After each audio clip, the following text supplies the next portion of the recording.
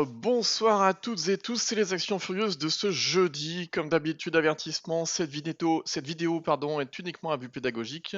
Je partage simplement mes propres avis et réflexions. Les actions présentées ne sont en aucun cas des conseils d'achat ou de vente et vous êtes seul responsable de vos investissements. Pour me suivre, c'est comme d'habitude sur Twitter, @trendfrance.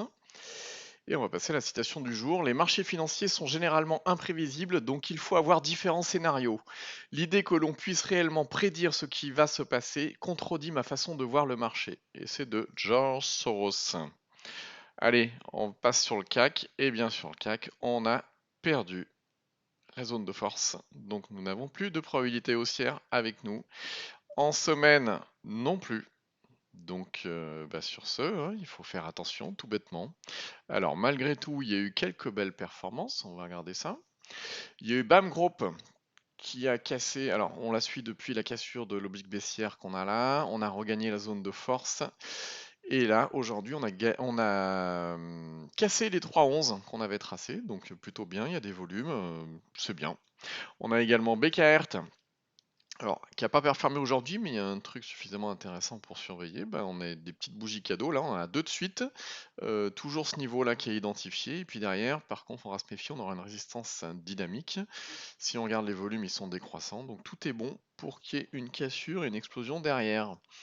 Crédit Agricole qui casse sa résistance dynamique ou pas. Là, on est sur la clôture, donc ça va varier un peu, ça bouge un peu, mais bon, a priori, on en est très proche, donc ça va être plutôt pas mal. On est sur les plus hauts quasiment, hein.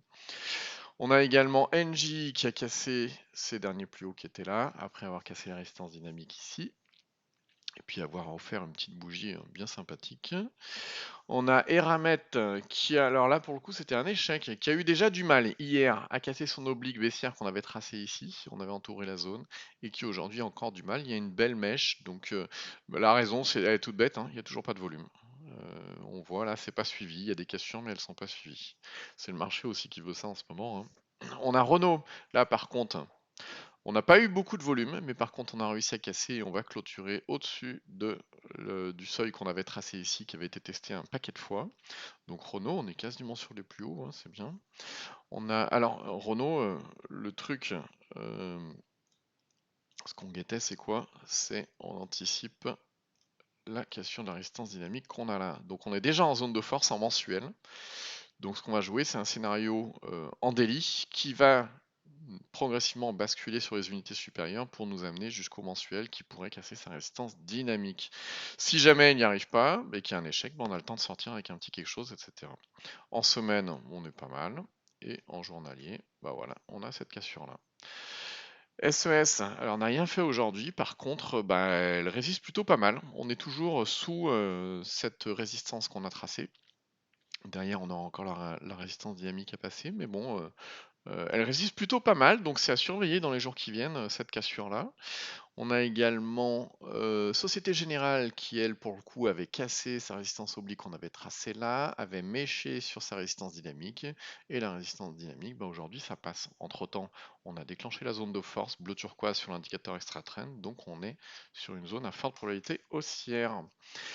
Et on a Vinci qui n'a pas fait grand-chose aujourd'hui, simplement, qu'est-ce qu'on voit? On a une compression de la volatilité, on a des bougies et des mouvements de plus en plus petits. Le volume, bon, ils sont assez constants, mais bon, ce qu'on va surveiller, c'est la cassure de cette résistance oblique et des 99,15 qui sont le dernier point haut. Donc voilà, journée pas trop mal malgré un CAC qui a moins, je sais pas, moins 44 là actuellement, hein. Donc attention demain malgré tout parce que ça peut glisser. Si vous souhaitez télécharger l'indicateur qui a sur tous mes graphes, c'est l'indicateur Extra Trend. Il suffit de taper Extra Trend dans Google ou d'aller sur le site indicators.net, puis vous pourrez télécharger cet indicateur. Et puis, n'hésitez pas à laisser un commentaire avec votre ressenti et vos impressions sur cet indicateur. Si vous découvrez la chaîne, vous cliquez sur s'abonner et la petite cloche pour être alerté en temps réel quand je publie la vidéo. C'est tous les soirs vers 18 h. Sur ce, bonne soirée, je vous dis à demain.